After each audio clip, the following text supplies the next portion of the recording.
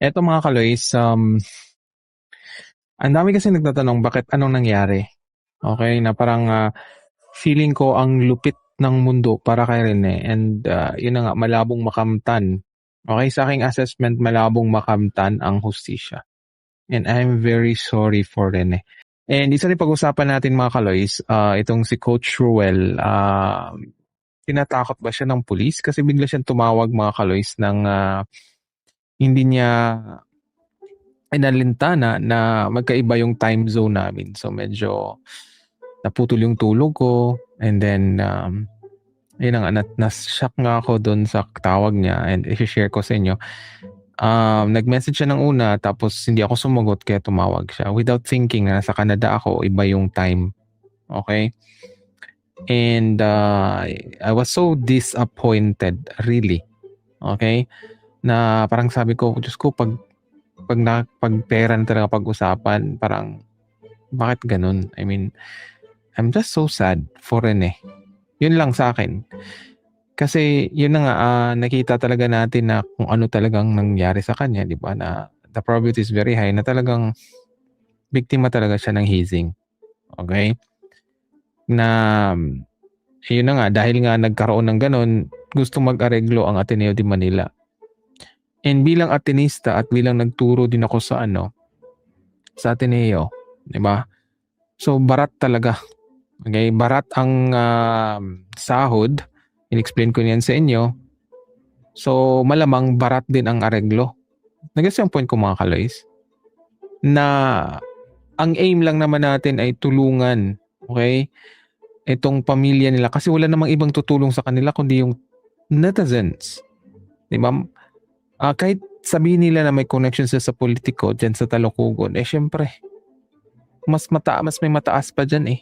Siyempre, lahat ng politicians, so unahin talaga yung mga vested interest nila, hindi yung interest ng iba. Yung parang ganun talaga. And yun na nga mga kaloys, ang point lang naman natin dito ay gusto nating matulungan. Kasi di ba, sinare ko sa inyo, ako biktima rin ako ng ganyang sistema. And nakaka-relate tayo bilang mga breadwinners.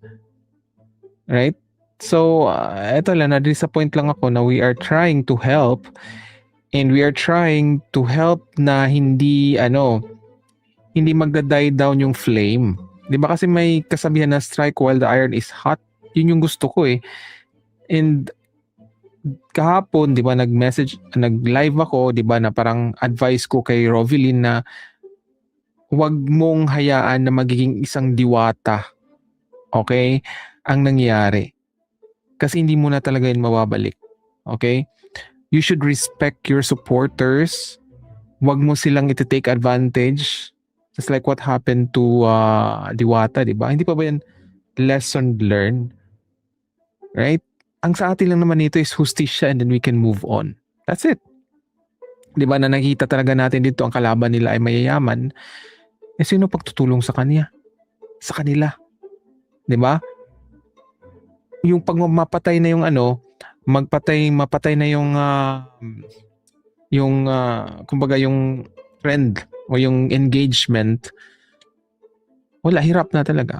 As in, hindi na, may kasabihan, lilipas din yan, di ba? Yun yung sinasabi ko sa inyo because I've been with social media for a long time. So alam ko yung kailangan ganito na hindi nila alam. Kasi tumaas naman lang yung engagement nila dahil nga kay Rene.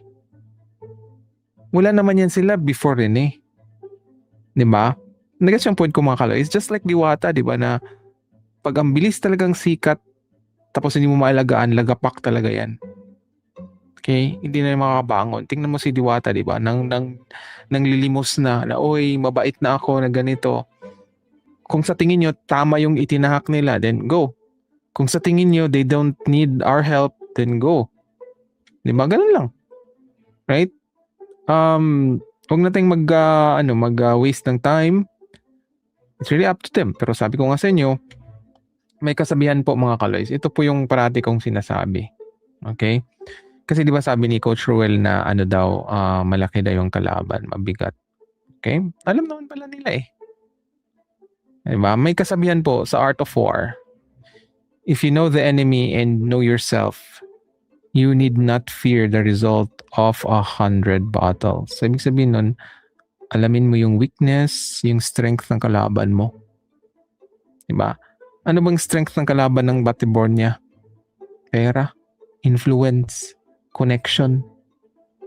Right? Kaya nga napapansin natin na ganun ang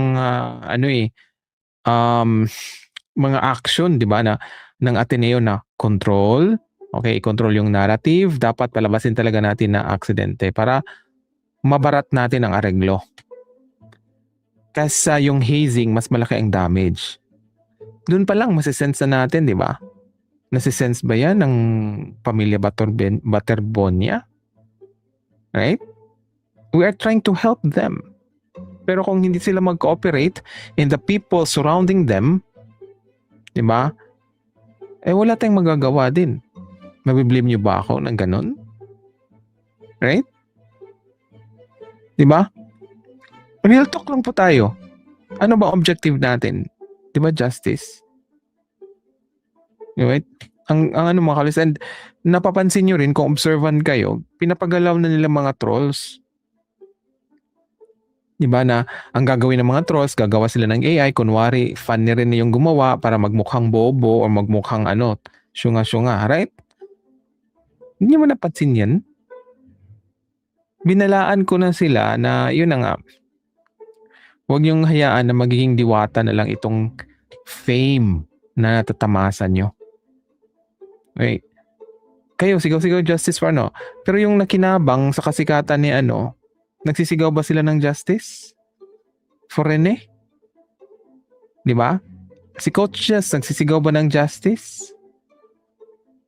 Yung mga kapwa niya players, nagsisigaw ba ng justice? I don't think so. Di ba? Ano sa tingin niyo mga kaloys? So, yun, ito po yung topic natin about dito sa hustisya para kay Rene. I'm really sorry for Rene. Okay? Na walang sense of urgency ang nagmamahal sa kanya o yung nagkalubilo siya na makamtan ang hustisya.